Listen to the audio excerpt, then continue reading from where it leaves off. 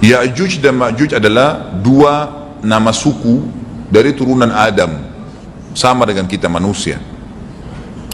Nabi SAW sebutkan ciri-ciri mereka. Mata mereka sobekannya kecil sehingga mata mereka kelihatan seperti sipit, tapi bola matanya besar.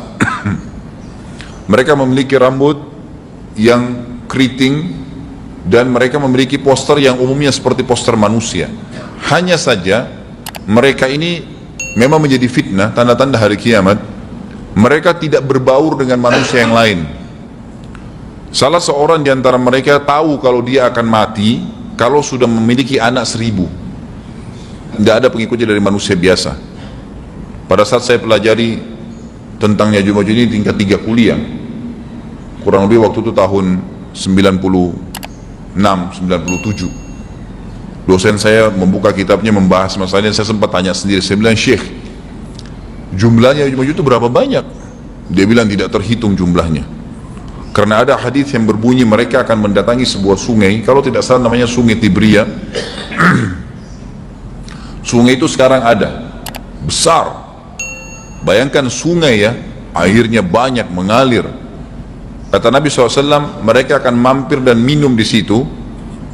Mereka semua minum air sungai itu, dan yang terakhir dari mereka datang sudah nggak dapat air. Artinya air sungainya habis diminum. Bayangin berapa banyak jumlahnya tuh. Satu Jakarta aja sekarang kalau minum air sungai Ciliwung nggak habis. Mungkin nggak bakal habis kalau satu Indonesia pun minum. Bayangkan berapa banyak jumlah mereka tuh. Tidak terhitung. Nanti kita bacakan ayat-ayatnya tentunya. Banyak sekali ayat berhubungan dengan masalah itu. Tapi yang jelas pada saat itu Nabi SAW mengatakan, Allah berfirman kepada Isa, berkata, wahai Isa, aku akan mengeluarkan hamba-hambaku yang tidak ada seorang pun dari kalian bisa mengalahkannya, termasuk Isa AS, nggak bisa mengalahkan. Maka selamatkanlah dirimu bersama dengan pengikut-pengikutmu ke Gunung Tur namanya. Gunung Tur ada di Palestina ya. Ini rata-rata nanti hari kiamat ini di Syam, banyak negeri Syam kita gitu kan.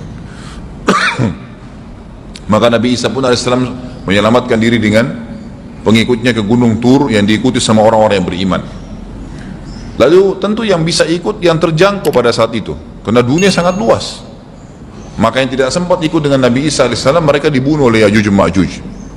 Allah Subhanahu Wa Taala memberikan ciri khas mereka. Artinya cirinya mereka ini, mereka dihimpit di sebuah gunung. Di surah Al-Kahfi dijelaskan oleh Dzulkarnain. Dzulkarnain khilaf antara ahli sejarah mengatakan dia nabi atau dia orang saleh. Tapi Allahu alam, saya cenderung dengan pendapat yang mengatakan dia adalah seorang nabi, karena Allah SWT angkat ceritanya dalam Al-Quran, dan Allah berikan dia banyak mukjizat. Di antaranya mukjizatnya adalah menahan Ya'juj Ma'juj waktu itu ingin membuat kerusakan di zamannya dia dulu. Jadi memang Ya'juj Ma'juj ini ciri khasnya, kata Nabi SAW, mereka memakan apa saja, batu, kalau hewan-hewan itu kalah jengking sama ular, binatang-binatang buas, harimau, mereka makan semua. Jadi bukan seperti manusia normalnya. Mereka membunuh semua yang bukan seperti mereka. Mereka buat kerusakan. Sampai-sampai kata Nabi SAW, tidak ada yang bisa mengalahkan mereka, dan jumlah mereka sangat banyak. Salah seorang di antara mereka tahu dia akan mati kalau sudah punya 1000 anak. Dan tidak menikah dengan umumnya orang. 2 suku ini saja. Kata Nabi SAW dalam hadis Bukhari, kecelakaanlah bagi orang-orang yang ada di Jazirah Arab. Kemungkinan besar makna ini adalah tempat mereka dekat dengan Jazirah Arab. Sebagian, ada satu syekh dari Mesir, sekarang ada bukunya sama saya dan sudah terjemahan bahasa Indonesia, judulnya Ya'juj Ma'juj. Kalau Bapak Ibu mau beli bisa, ada judulnya Ya'juj Ma'juj, tapi saya lupa penerbitnya apa. Itu agak tebal, harganya mungkin sekitar 85.000 atau 100 ribuan lah maksimal.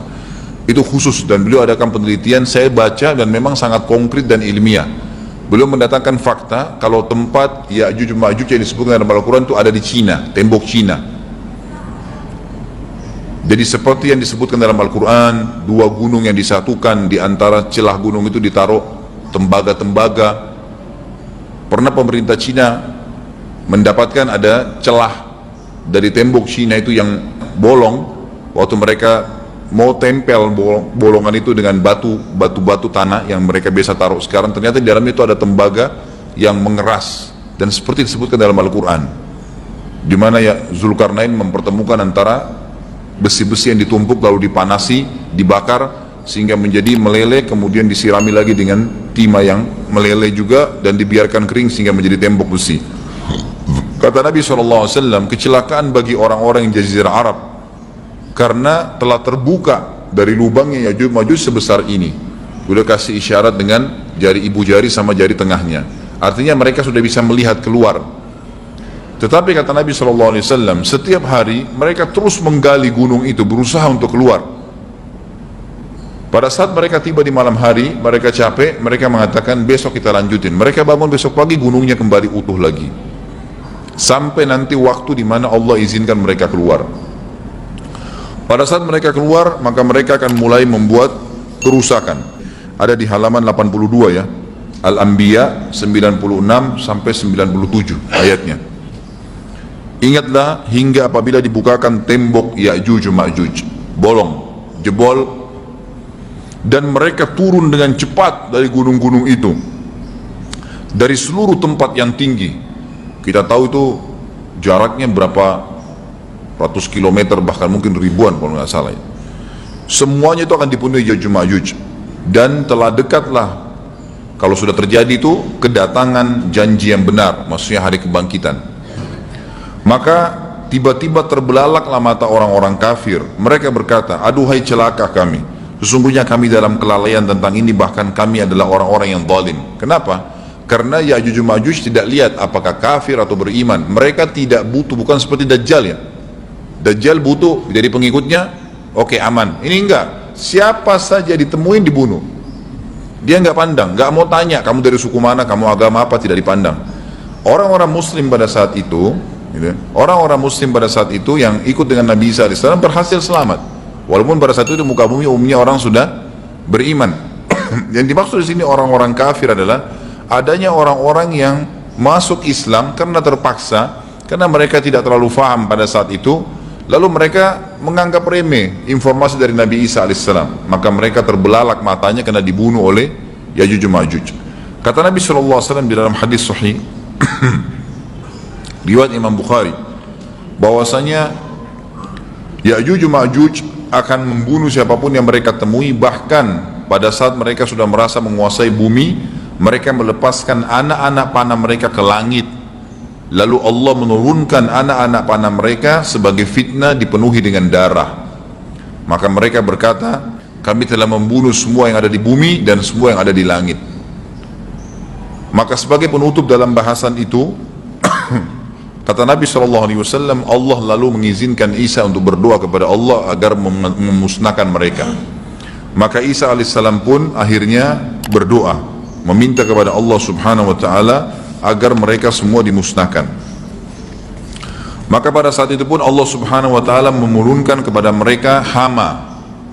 Sebagian hadis menyebutkan serangga kecil seperti cacing, banyak sekali yang menimpa tubuh-tubuh mereka, setiap orang satu, dan itu membuat mereka mati.